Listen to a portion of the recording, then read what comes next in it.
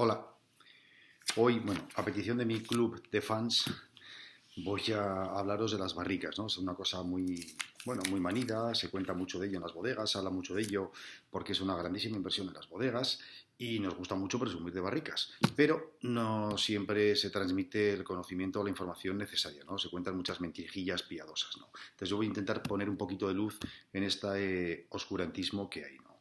En concreto, la barrica en su origen era un recipiente, era un lugar donde meter el vino para poderlo guardar, conservar, almacenar, ¿no? Del defecto se hace virtud.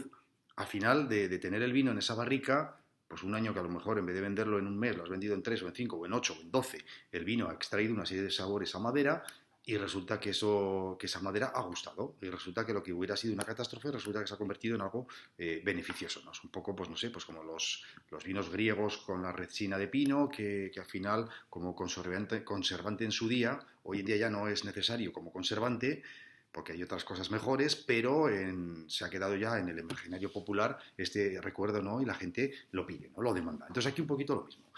A día de hoy, ¿para qué metemos el vino en la barrica? Pues básicamente hay cuatro cosas o cuatro objetivos, ¿no? El primero es el administrativo. Estamos en un mundo occidental sumamente encorsetado, lleno de leyes, de normas para absolutamente todo, ¿no? Entonces resulta que el vino lo tenemos que tener en barricas, si queremos que sea crianza, no sé cuántos meses, si queremos que sea reserva, no sé cuántos, diferente, ¿no? O gran reserva. Entonces, esto quiere decir, o lo que mucha gente ha llegado a pensar es, entiendo entonces que contra más tiempo está este vino en barrica va a ser mejor. Digo, no, no es así. Hay que darle la vuelta a esta premisa. Como el vino es muy bueno o muy potente, necesita más tiempo en barrica para ser domesticado, como un potro salvaje. Esta es la gran diferencia. No porque el vino ha estado mucho tiempo en barrica es bueno, sino porque el vino era muy bueno de origen, ha necesitado más tiempo en barrica para estar bueno. Entonces, por una parte está lo administrativo. Hay una ley y la tenemos que cumplir. Si yo quiero que mi vino se haga como crianza, como roble, por ejemplo, hay denominaciones como Navarra o Ribera del Duero, donde el roble está reglamentado, tiene que estar 3 o 4 meses en barrica. Vale, para un crianza, depende de denominaciones, 9, 12. Para un reserva, para un gran reserva, ¿no? Entonces, la parte administrativa, el tiempo que el vino está en barrica. Pero claro, ¿en qué tipo de barrica? La segunda cosa que ocurre cuando metemos el vino a barrica es la maceración. Nosotros metemos el vino dentro de una barrica y entonces por contacto esa barrica va a ceder aromas y sabores al vino. Normalmente el coco, la vainilla, los aromas tostados, quemados a veces, ¿no? Esto es una maceración. Vale, sin más. Tampoco es para nosotros como enólogos el objetivo, ¿no? Ni lo es lo administrativo, ni es la maceración en sí misma. Al final también, aparte de ser un recipiente, la barrica es un recipiente que por su tamaño y por su forma especial es un decantador. Tú metes a una barrica un vino turbio y en 48 horas ese vino está brillante. Una buena parte de los sólidos que tienen en suspensión se han decantado y ese vino se presenta hoy mucho más brillante que ayer, ¿no? Entonces es un decantador también. Maravilloso. Esto sí que nos empieza a venir muy bien, ¿no?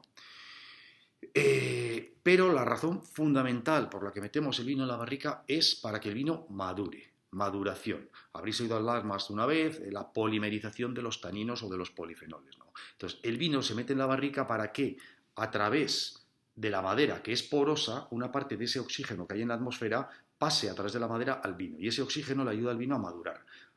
Un tanino que hoy es rugoso, astringente, áspero y malo, mañana puede ser dulce y maravilloso, ¿no? Entonces, esto se consigue con este oxígeno, este intercambio gaseoso a través de la madera. Esto es el verdadero objetivo de por qué metemos el vino a la barrica, es este. Por eso no me gusta decir la palabra que metemos el vino a la barrica para que envejezca, para envejecer. Es para que madure.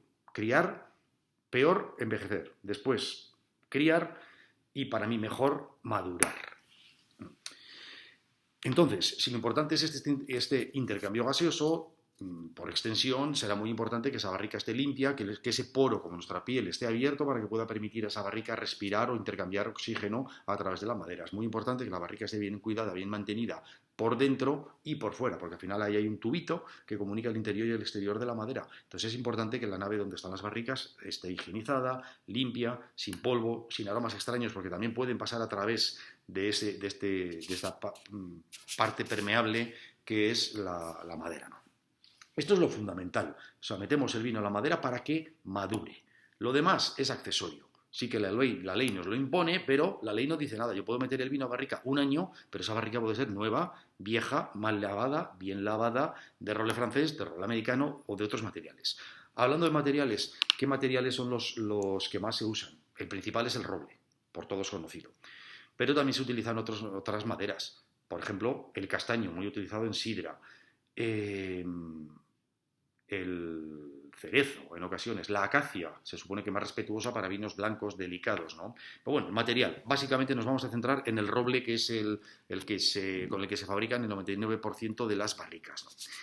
Otra cosa importante en las barricas, el tamaño. No es lo mismo una barrica de 225 litros, de 300 o de 600, ¿no? Hay diferentes tamaños de barrica. Contra más grande es una barrica, más pequeña es la superficie, el porcentaje de superficie de contacto entre esa madera y el vino que tiene dentro, ¿no? Por eso, para grandes vinos, quizá es más adecuada una barrica un poco más pequeña, para vinos muy poderosos, para vinos muy delicados, las barricas un poco más grandes, ¿no? Entonces, también está en la mayoría de las denominaciones de origen reglamentado. Esto es algo que a mí me parece un anacronismo.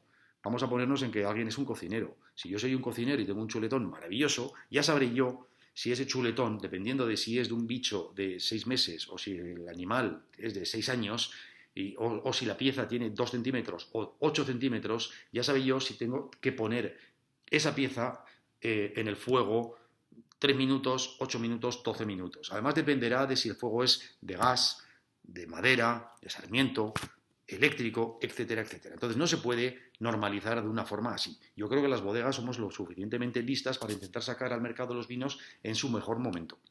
Pero bueno, hay una normativa y unas normas de juego que con ellas tenemos que convivir, nos gusten o no. Si nos gustan, estupendo. Si no nos gustan, peleemos para que se cambien, ¿no? Pero bueno, de momento lo que hay es lo que hay. Entonces, por ejemplo, en la mayoría de las denominaciones de origen, la barrica estándar es la de 225 litros. Bueno, nos centramos ahora en el roble francés o en el roble americano. Otra grandísima mentira piadosa del mundo del vino. ¿Es mejor el roble francés? No, es más caro. Esta es la verdad es esta, que es más caro. ¿Por qué es más caro? Primero, porque los bosques en América son bosques salvajes, normalmente el bosque no se cuida y van creciendo de una forma salvaje, ¿no? Entonces es más barato. En cambio, en Francia es más silvicultura, se cuidan, hay un gasto para cuidar esos robles.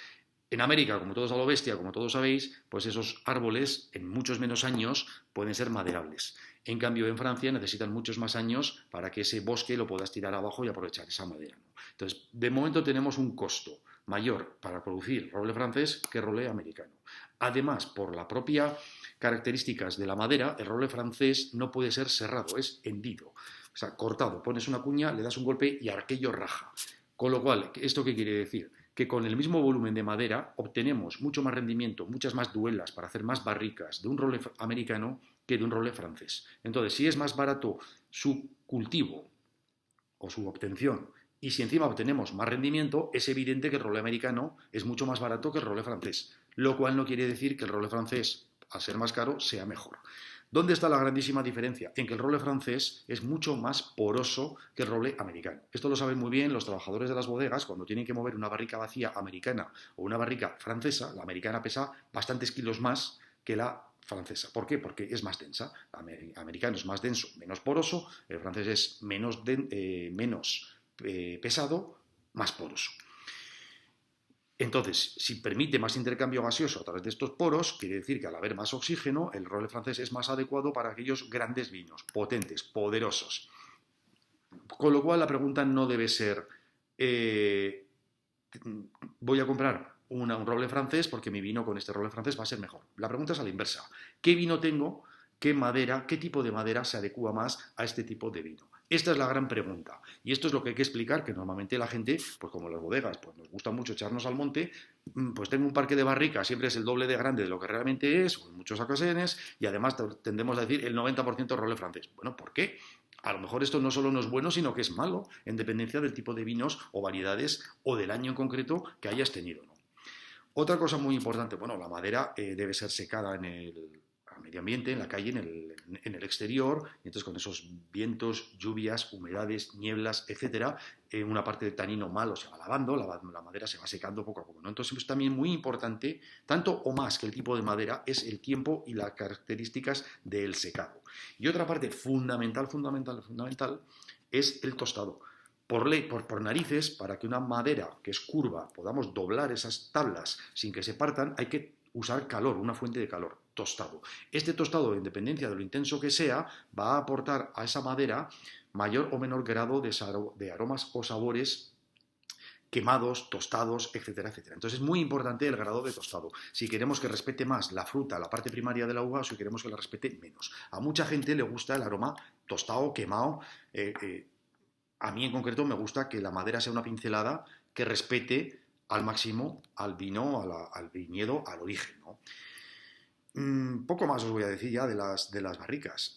Una única cosa sí que me gusta contar, el roble americano es mucho más dulzón en lo que aporta el vino, es como la cremita de playa, más aroma de coco o de vainilla, y el roble francés es más especiado, más incluso picante, aporta más aromas de pimienta, de nuez moscada, aromas más exóticos, vamos a decir, ¿no? Más orientales. Entonces, incluso es así, tal es así que muchas veces el roble francés, hay gente que no lo llega a terminar de identificar con el aroma a madera. Porque cantidad de gente dice, a mí me gusta más el roble francés, pero cuando les pones en una cata ciega, resulta que el que eligen es el roble americano porque ese aroma de coco y de vainilla, la verdad es que es sumamente atractivo. En resumen, que la madera es un elemento muy interesante para el vino, que no metemos el vino a la madera para que coja sabor a madera, que metemos el vino a la barrica para que madure y que no siempre la barrica más cara es la mejor para cada vino. Así que, como siempre, que no nos den gato por liebre y que ya sabemos los de enólogos y los bodegueros qué barrica se adapta mejor a nuestros vinos. Nada más. Hoy ha sido una presentación sin vino, pero también muy interesante para poder seguir disfrutando de esta maravilla que es el vino, la sangre de Baco. Cuidaros.